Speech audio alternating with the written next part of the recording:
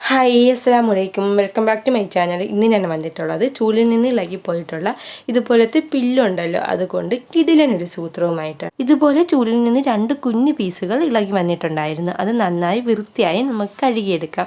ചൂലായതുകൊണ്ട് ഇതിൽ നല്ല മണ്ണും അഴുക്കൊക്കെ കാണും. അപ്പോൾ നമുക്ക് കഴുകി വൃത്തിയാക്കി എടുക്കേണ്ടേ. കഴുകിയതിന് ശേഷം നമുക്ക് നല്ലതുപോലെ വെയിലത്ത് വെച്ച് ഉണക്കിയെടുക്കാം. കണ്ടോ, നന്നായി ഡ്രൈ ആയി കിട്ടിയിട്ടുണ്ട്. ഇനി നമുക്ക് ഇതുപോലൊരു ബോട്ടിലാണ് വേണ്ടത്. ആ ബോട്ടിലിൽ ഫസ്റ്റ് തന്നെ നമുക്ക് പെയിൻറ് ചെയ്ത് കൊടുക്കാം. നിങ്ങൾ എടുക്കുമ്പോൾ പ്ലാസ്റ്റിക്കിൻ്റെ ഏത് തരം ബോട്ടിൽ എടുത്താലും മതി. ഇനി ഈ ബോട്ടിൽ ഫുള്ളായി നമുക്ക് കവർ ചെയ്തുകൊണ്ട് ബ്ലാക്ക് കളർ പെയിൻറ് അടിച്ചു കൊടുക്കാം.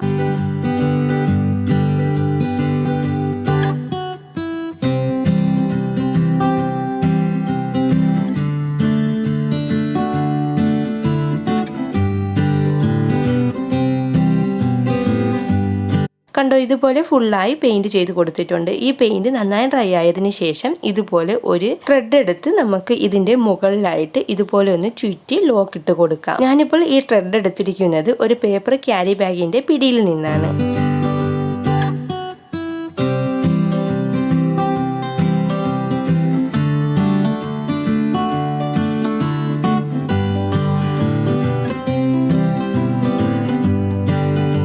ഈ ത്രെഡ് ബോട്ടിലിൻ്റെ മുകളിൽ കെട്ടിക്കൊടുത്തതുപോലെ തന്നെ അടിഭാഗത്തും കെട്ടിക്കൊടുക്കാം. ത്രെഡ് ബോട്ടിലിൽ കെട്ടിക്കൊടുത്തതിന് ശേഷം നമ്മൾ നേരത്തെ എടുത്ത് വെച്ചിരുന്ന ചൂലിൻ്റെ ആ പില്ലുണ്ടല്ലോ, അത് ഇതുപോലെ ഇറക്കി വെച്ച് കൊടുക്കും. ഇനി ചൂലിൻ്റെ ഇളകിപ്പോയ പീസിൽ പെയിൻറ് ചെയ്ത് കൊടുക്കണമെങ്കിൽ ഗോൾഡൻ കളർ പെയിൻറ് ചെയ്ത് കൊടുത്താൽ മതി. അപ്പോൾ നല്ലൊരു ഡെക്കോർ ഐറ്റം റെഡി ആയിട്ടുണ്ട്. കണ്ടോ, ഇതുപോലെ സെറ്റിയുടെ കോർണറിലോ അല്ലെങ്കിൽ ഡൈനിങ് ടേബിളിലോ ടീപ്പോയിലോ ഒക്കെ വെക്കാൻ നല്ല ഭംഗിയാണ്. എല്ലാവർക്കും ഇന്നത്തെ വീഡിയോ ഇഷ്ടമായോ?